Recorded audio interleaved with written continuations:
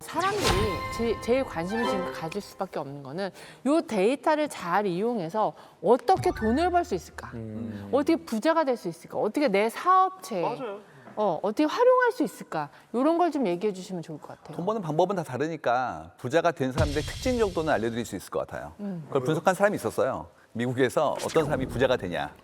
이게 거대한 기업이 아니라 개인이 어느 정도의 부를 이룬 사람들을 한번 분석을 해본 거예요. 그랬더니 세 가지가 나왔는데 첫 번째가 뭐였냐면 재미없는 거 해라. 이거예요. 재미없는 네. 거야?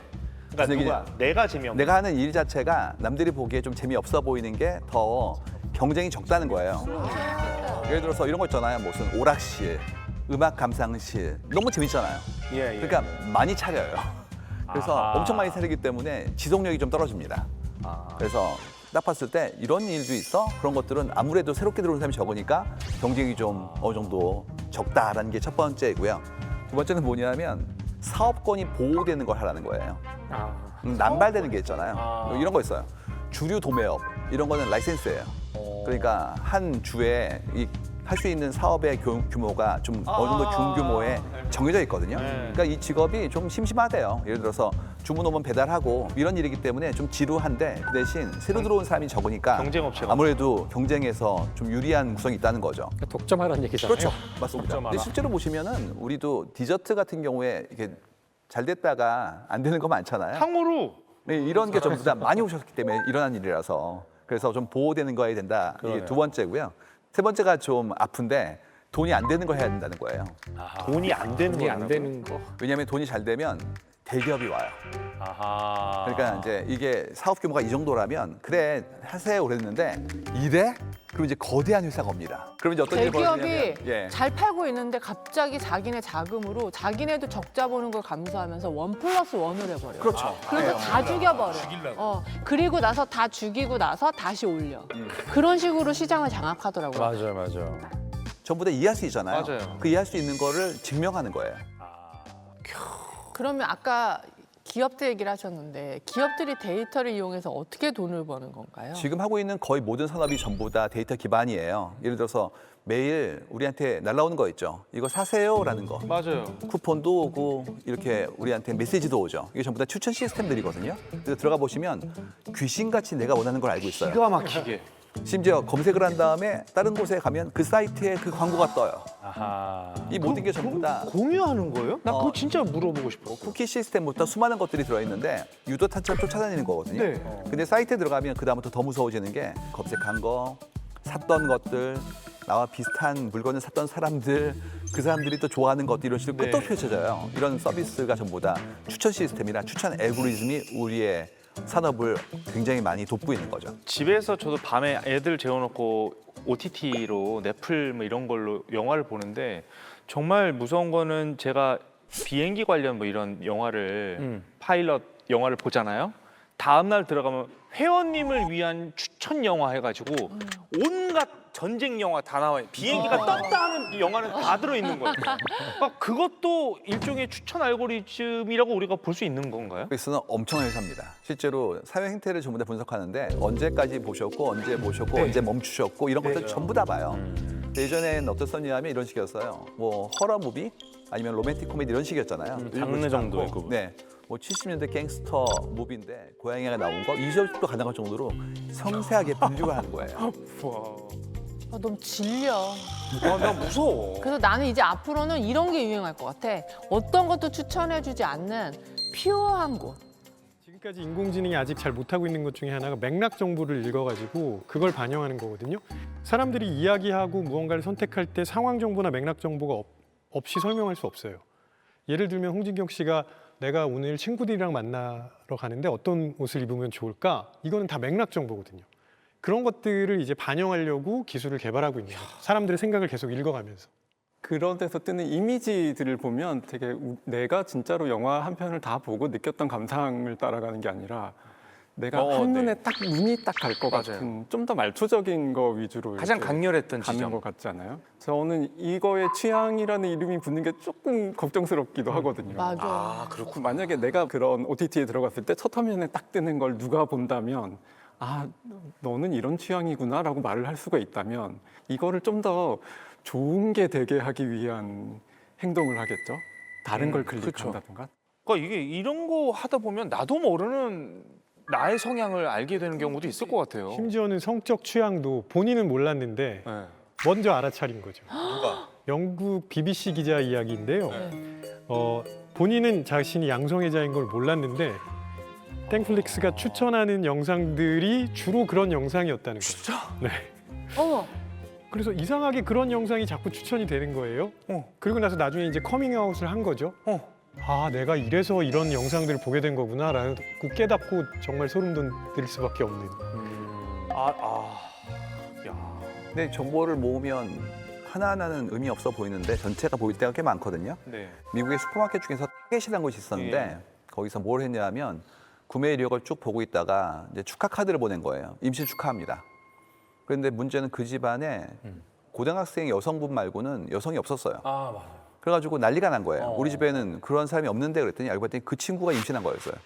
고등학생. 예. 그래가지고 그때 부모가 엄청 화를 내면서 이런 개인정보를 어디까지 보는 것이 옳은지에 대한 부분들을 얘기했던 그런 경우가 있었습니다. 구매를 하는 것들의 패턴을 봐도 그렇죠. 우리는 뭐 가족도 모르는 이야기를 알 수 있다는 거예요.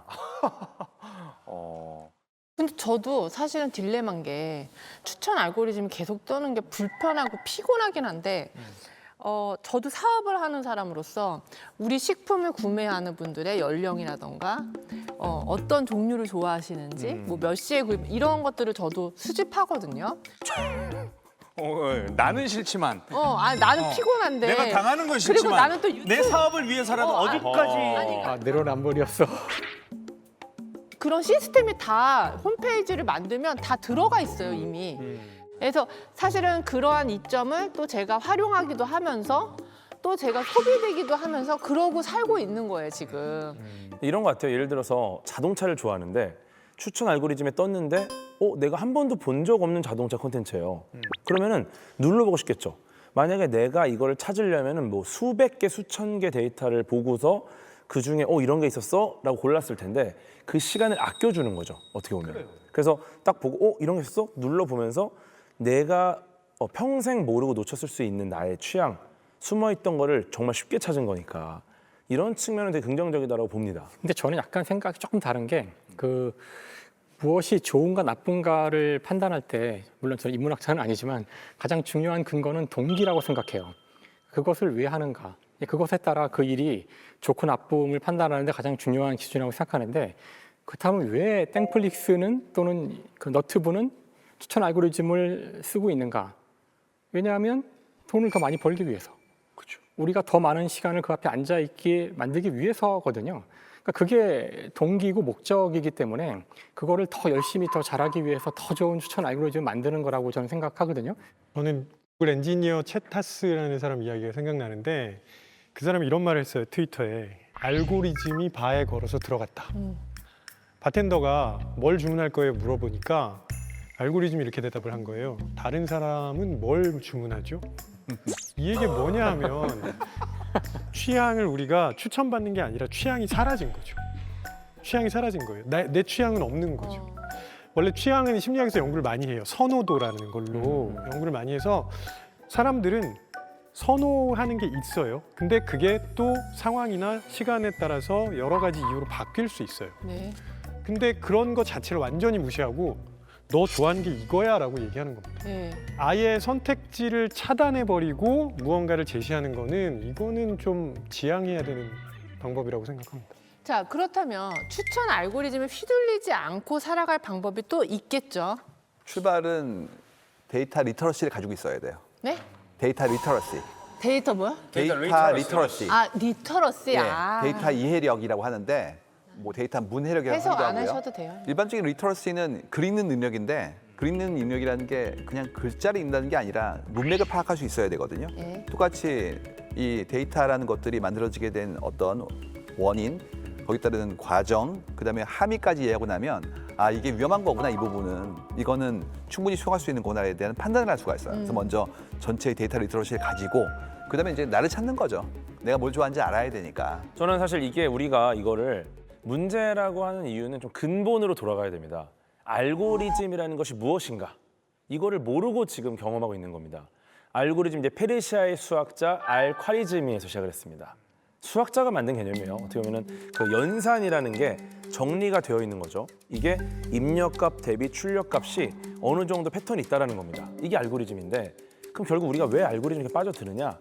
결국 비슷한 입력값을 계속 넣고 있는 거예요. 계속 비슷한 결과값이 나오고 이게 식상하다라는 거죠. 그리고 피로감을 느끼고 문제가 되고 빠져나오지 못한다. 그러니까 결국은 새로운 도전을 해야 됩니다. 입력값을 바꿔줘야 돼요. 그래서 평소에 하지 않던 내가 전혀 생각지 않았던 무언가를 도전해보고 이걸 통해서 나의 알고리즘 좀 바꿔봐야 된다. 근데 지금 문제가 뭐냐면은 전 세계의 정말 최고 수준의 학자들, 연구자들이 이걸 연구하고 있다는 걸 알아야 돼요. 그러니까 아까 아마존 추천 알고리즘 말씀해 주셨는데 IEEE 인터넷 컴퓨팅이라는 저널이 있는데요. 거기서 2017년에 지난 20년간 최고의 논문이 뭔가를 뽑았는데요. 그때 뽑힌 게 바로 아마존의 아이템 기반, 그러니까 컨텐트 기반 그 알고리즘에다가 상을 줬거든요. 그 논문에다가.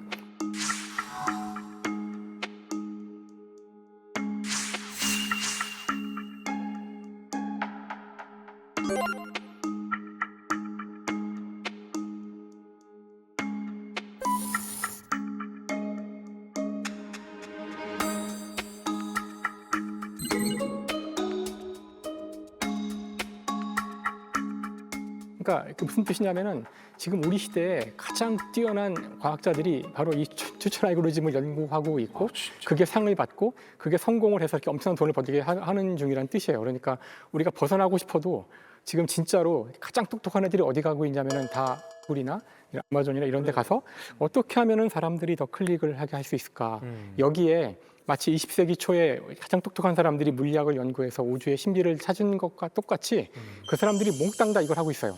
그러니까 이게 피해가기가 쉽진 않을 겁니다. 갑자기 궁금해집니다. 우리가 써놓는 검색어를 돈으로 한 사람이 얼마 정도 할까요? 제가 계산을 해봤어요. 갑자기 궁금해집니다. 우리가 써놓는 검색어를 돈으로 한 사람이 얼마 정도 할까요? 제가 계산을 해봤어요. 궁금하니까. 이게 금액이 나오나요? 그러니까 2023년 그 구글의 총 수익이 400조라고 나오더라고요.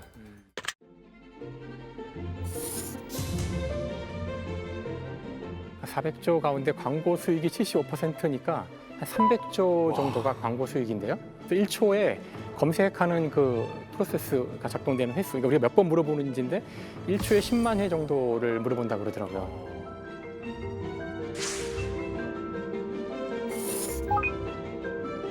그러니까 1년이면 2조가 되니까 300조 나누기 2조 하면은 검색어 하나당 150원이죠. 150원 정도. 우리 150원 받아야 되는데. 아니 그러면 잠깐만 받아야 되는 거 아니에요 우리가? 그러니까 받아야 되는데 그 검색할 때마다 구글은 150원씩 버는 거죠. 나 그럼 여기 오기 전에도 궤도 몇 살이지 막 찾아봤는데 이거 다 그럼 돈을 받아야 되네? 이런 거 검색한 것도 그럼 얘네는 도경환이 궤도에 대해서 궁금해하는구나 이런 취향을 하나 겟을 하는 거잖아요. 그러니까 도경환 씨는 정보를 얻으셨기 때문에 뭘 달랠 수가 없는 거예요. 만약 그걸 안 얻었다면 그때는 나 줘 이렇게 얘기하실 수 있는데 난 가지고 갔으니까 돈을 안 줘도 쓰실 거기 때문에 이제 문제가 되기 시작하는 그러니까 겁니다. 우리는 뭔가 그런 150원어치의 검색을 하고 우리는 또 정보와 서비스를 얻는 거죠. 그렇죠. 어떻게 보면 그러면 150원짜리 검색보다 조금 더 양질의 정보를 얻는다면은 그건 내가 버는 거고 그렇죠. 의미 없는 정보를 검색하면서 광고를 본다면은 좀 손해가 있겠네요.